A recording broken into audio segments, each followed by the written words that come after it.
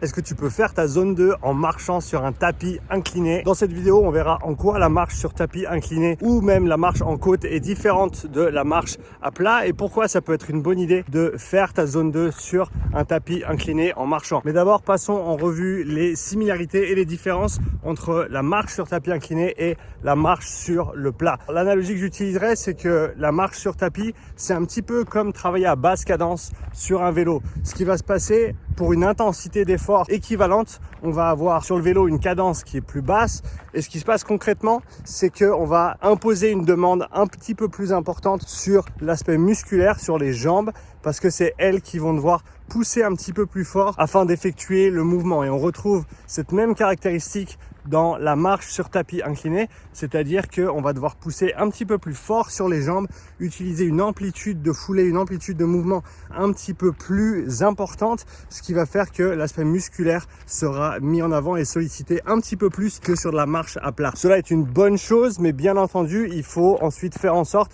qu'on régule notre intensité de manière intelligente. Et donc pour un entraînement qui s'apparenterait à de l'endurance fondamentale sur tapis incliné, ce qu'on va faire, c'est vraiment vouloir écouter sa perception de l'effort. Il va falloir écouter sa perception de l'effort et déterminer l'intensité qui nous permet de continuer à avancer et même de monter sur ce tapis incliné sans que l'effort ne devienne trop difficile. Donc ce que je recommande en termes d'intensité, c'est en général 2 à 3 sur 10 en termes de ressenti d'effort, de difficulté, ce qui va te permettre de jauger ta séance et d'autoréguler la vitesse ou la fréquence cardiaque que tu vas utiliser comme référence sur ces séances. Si tu as accès à une mesure de fréquence cardiaque, ce que tu peux faire, c'est simplement regarder ta fréquence cardiaque à la 10e minute et ensuite ta fréquence cardiaque à la fin de la séance. Et ce que tu voudrais voir pour une séance de zone 2, c'est une fréquence cardiaque qui n'est pas montée, qui est restée bien plate. On ne veut pas avoir de dérive cardiaque sur ce genre de séance, surtout si c'est des séances qui font 1 heure ou moins. Maintenant, si on pense à un désavantage de la marche sur tapis incliné pour faire sa zone 2,